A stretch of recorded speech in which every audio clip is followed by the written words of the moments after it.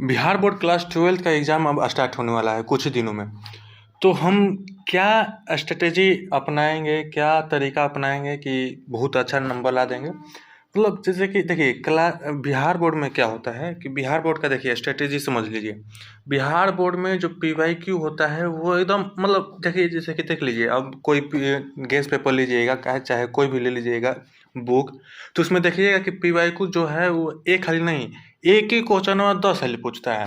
Bihar board में ये एक खासियत है, अगर आप बिहार बोर्ड से हैं तो आपका यही खासियत रहता है कि जो मतलब जो पूछा है वही 10 खाली पूछेगा। ठीक है?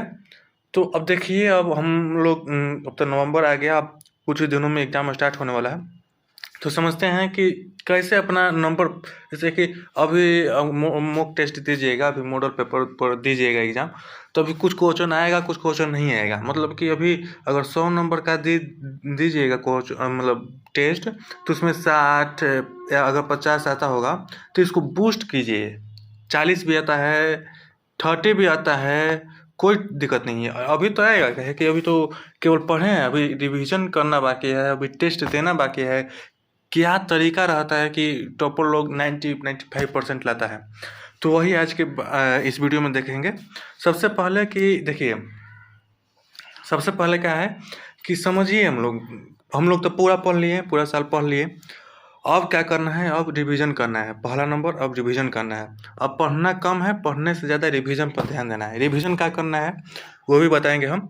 अब क्या करना है कि एक चैप्टर को 3 बार रिवाइज कीजिए। क बार 3 बार। जैसे मान लीजिए कोई भी चैप्टर एक उठा लीजिए, मान लीजिए रे ऑप्टिक्स उठा लीजिए। फिजिक्स में अगर साइंस से हैं आप लोग, तो फिजिक्स में रे ऑप्टिक्स जो होता है ये डायमंड एकदम, मतलब ये यही मेन होता है। रे ऑप्टिक्स हो गया, या मतलब है ये लोग जैसे कि 2-4 और चैप्टर है, लेकिन मतलब मेन हम बता रहे हैं। मतलब सब तो ऐसे मेन ही हैं, लेकिन जो सबसे ज़्यादा नंबर आता है रे ऑप्टिक्स हो गया, और ये मैथ में तो इंटीग्रेशन हो गया और डिफरेंशिएशन हो गया। ये सब तो मतलब एकदम, जैसे कि आम का पेड़ देखें हैं, लदहिया आम, एक तो मतलब होता है एक ही बार 50 एक पेड़ पर हज़ारों आम हो जाएगा। वैसे ही मतलब समझिए कि रे ऑप्टिक्स, डिफरेंशिएशन, इंटीग्रेशन, ये सब जौन हो गया ना, ये सब एकदम मोस्ट इम्पोर्टेंट है। ठीक है? तब रिवाइज कीजिए। ठीक है?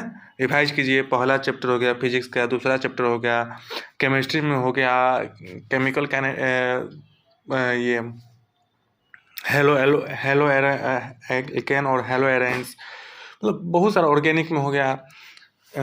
अब देखिए, दूसरा है कि हम क्या गलती कर रहे थे उस समय, केवल रट रहे थे।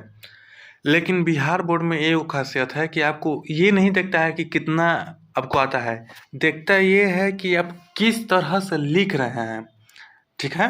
वो चेक करने वाला आपको लिखने पर ज़्यादा ध्यान देता है कि लिख कर पढ़ने सबसे, मतलब लिख कर पढ़ेंगे आप तो वही सबसे ज़्यादा याद होता है दिमाग में। और वही तरीका अपनाना है एग्ज़ाम में। एग्ज़ाम में जाइएगा तो वहाँ पर लिखना बहुत बढ़िया से रहता है। ठीक है? वो ये नहीं देखेगा कि क्या लिखे हैं, बस लिखे हैं कि नहीं लिखे हैं और कैसा लिखे हैं, राइटिंग कैसा है, ये भी मायने करता है। ये सीबीएसई बोर्ड नहीं है कि केवल लिख देंगे बस, मतलब कि जितना ज्ञान है उतना लिख देंगे। सजा कर लिखना और मतलब जो आ रहा है वही लिखना और टू द पॉइंट लिखना, यही मतलब मेन होता है। ठीक है? अगर आपको नहीं भी आता है 2-4 क्वेश्चन तो कोई दिक्कत नहीं है, उसमें आप अपने से बना कर लिख सकते हैं। हम तो खुद बना कर लिखे थे अपने से। तो नंबर कभी नहीं कटेगा, इतना गारंटी रखिए। अगर अपने से बना कर भी लिख रहे हैं तो नंबर कभी नहीं कटेगा, क्या है कि वो ज़्यादा पढ़ते नहीं हैं वो लोग, टीचर लोग। दूसरा तीसरा तरीका,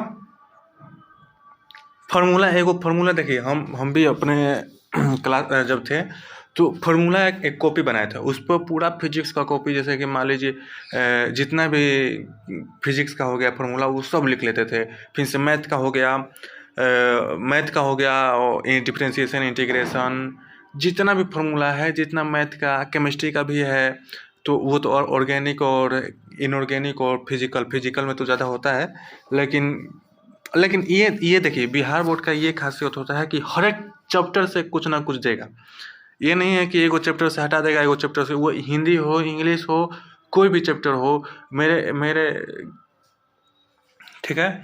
अब आगे आते हैं 4th में। तो ग्रुप स्टडी अगर हो सके, अगर कोचिंग ट्यूशन पढ़ते होंगे या नहीं भी पढ़ते होंगे, अगर 1-2 दोस्त होंगे तो ज़्यादातर ग्रुप स्टडी मतलब ग्रुप स्टडी में क्या होता है कि मतलब एक दो हाले अगर देख लेंगे ग्रुप स्टडी में पढ़कर तो आपको खुद रियलाइज़ होगा कि मतलब कि कुछ ज़्यादा मतलब समझ में आने लगा, ठीक है। इसलिए क्योंकि वो याद हो जाता है, अगर बोल कर कुछ समझिएगा, बोल कर कुछ लिखिएगा, बोल कर कुछ डिस्कस कीजिएगा तो वो ज़्यादा मतलब याद होगा। और एक ग्रुप स्टडी में क्या होता है कि एक दोस्त से टेस्ट करवाइए, जैसे कि मान लीजिए कोई क्वेश्चन लिख कर दे रहा है, मतलब एक दोस्त से क्वेश्चन लिखवा लीजिए 10 को और उसको बना कर देखिए, ठीक है।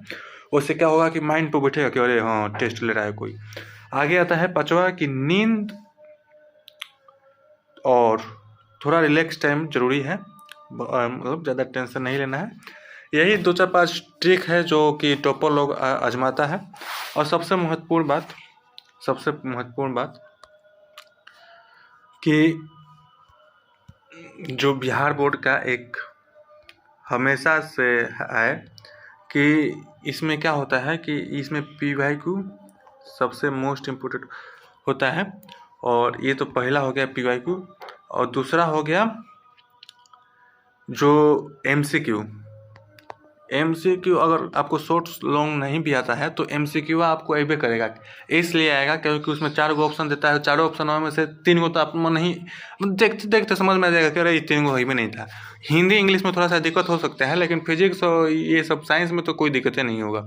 इसमें MCQ आप देखते देखते बना लीजिएगा, तो ज़्यादा टेंशन मत लीजिए। अब थोड़ा रिवाइज करने का टाइम आ गया है, ठीक है।